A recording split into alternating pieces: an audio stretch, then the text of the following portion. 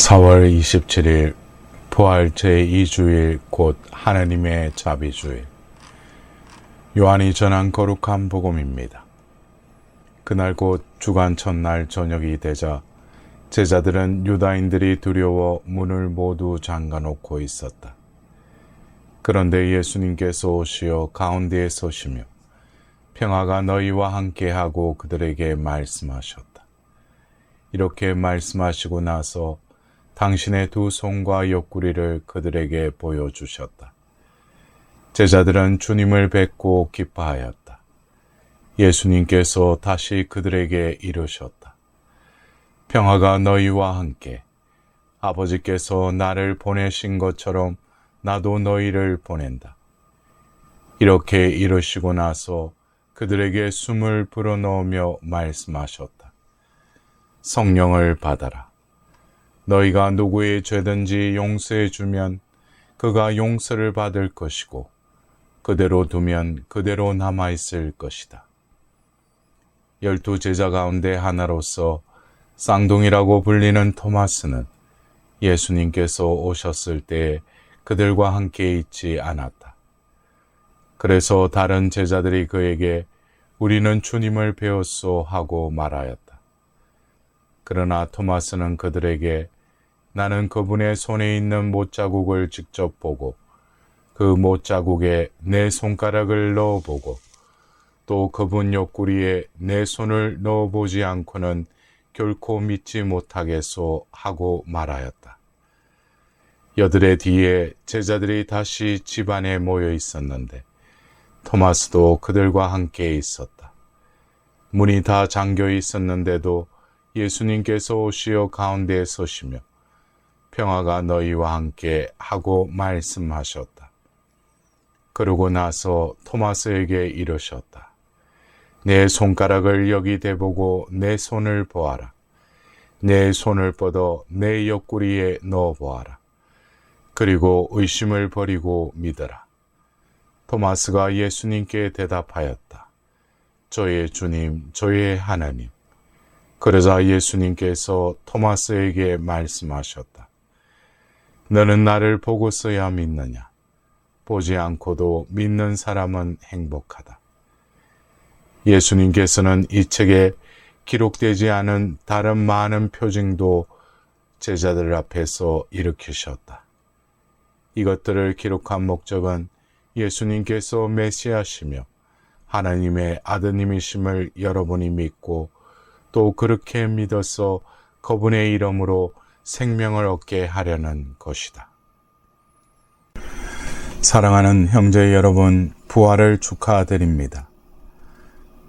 예수님의 부활이 신앙의 중심이지만 부활 신앙을 갖기가 쉽지만은 않습니다. 오늘 복음에 따르면 제자들도 처음에는 예수님의 부활을 믿고 받아들이지 못했습니다. 예수님의 죽음을 애통해하던 여인들이 무덤을 찾았더니 무덤이 비어 있었습니다. 막달라 마리아는 사도들에게 이 황당한 사실을 알리고 베드로와 다른 제자도 무덤이 빈 사실에 놀랍니다. 막달라 마리아나 제자들은 모두 예수님의 무덤이 비어 있어서 당황스러워했지만 부활을 믿지는 않았습니다. 부활하신 주님을 만나기 전에 제자들은 먼저 예수님의 육신이 없어진 명백한 사실, 곧 빈 무덤을 체험했습니다. 예수님의 무덤이 비어 있다는 사실은 부활의 증거가 아니라 부활하신 주님께 대한 믿음을 요청합니다. 그 믿음은 사랑에서 싹틉니다. 처음에 빈 무덤에 놀란 제자들은 살아생전 예수님께서 베푸신 사랑과 우정을 회상하며 그분의 말씀을 되새기자 점차 빈 무덤 앞의 황당함은 부활에 대한 믿음으로 변화되어 갑니다. 여기서 부활 신앙이 발전하는 과정을 보게 됩니다.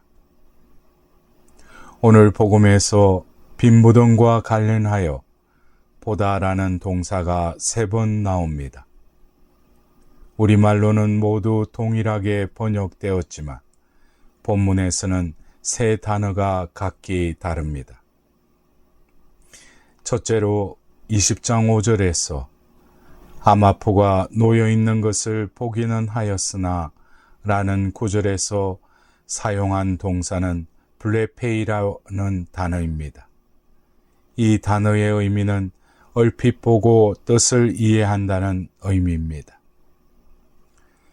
둘째로 20장 6절에서 베드로는 수위가 흩어진 것을 보았는데 라는 구절에서 사용한 동사는 테오레이라는 단어입니다.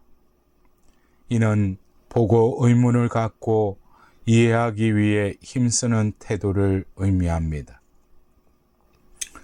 마지막으로 20장 8절에서 보고 믿었다라는 구절에서 보다라는 단어는 에이덴이라는 단어를 썼습니다.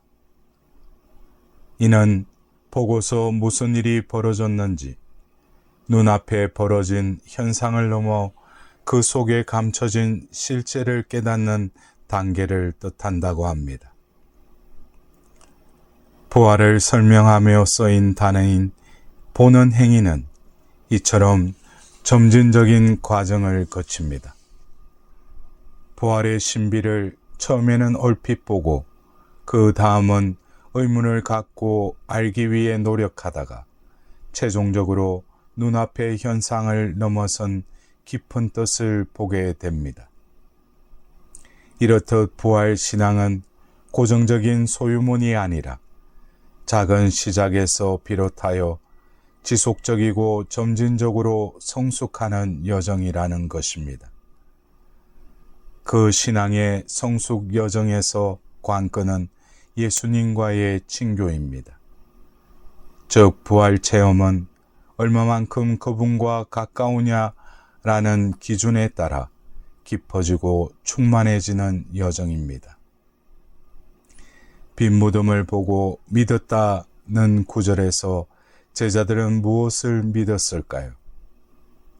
이 표현 다음에 사실 그들은 예수께서 죽은 이들 가운데에서 다시 살아나셔야 한다는 성경 말씀을 아직 깨닫지 못하고 있었던 것이다 라는 구절이 이어집니다. 제자들은 빈 무덤을 보고 그제야 예수께서 살아서 하신 부활하리라는 말씀의 진정성과 정당성을 믿게 되었던 것입니다. 예수님께 대한 신앙은 객관적 사실의 증명에 바탕을 두기보다는 모든 불가해한 상황에도 불구하고 성령 말씀을 신뢰하고 받아들이는 행위입니다. 황당한 빈 무덤을 보며 예수님께서 이르신 말씀을 믿고 그 말씀에 담긴 약속을 믿음이 부활 신앙인 것입니다. 예수님의 부활이 중요한 이유는 죽은 이후의 삶이 있기 때문이 아닙니다. 하느님께서 예수님을 통해서 말씀하신 약속을 지키시기 때문입니다. 사랑하는 아들 예수를 향한 하느님의 헌신은 절대적이고 영원합니다. 우리 가운데 계신 하느님이신 예수님께서 우리와 맺으신 약속 역시 절대적입니다. 믿음은 이 약속의 말씀을 믿는 것입니다. 빈 무덤같이 공허한 이 세상이 여전히 빌라도와 바리사이들처럼 힘센 이들이 득세하고 군중처럼 속이며 고발하는 이들이 넘치는 가운데 제자들처럼 비겁하게 주님을 외면하는 우리들입니다. 이 상황에서 빈 무덤은 실패와 절망의 흔적이 아니라 주님의 부활을 믿으라는 초대인 것입니다. 빈 무덤 같은 현실을 보며 믿음의 용기를 청하도록 합시다.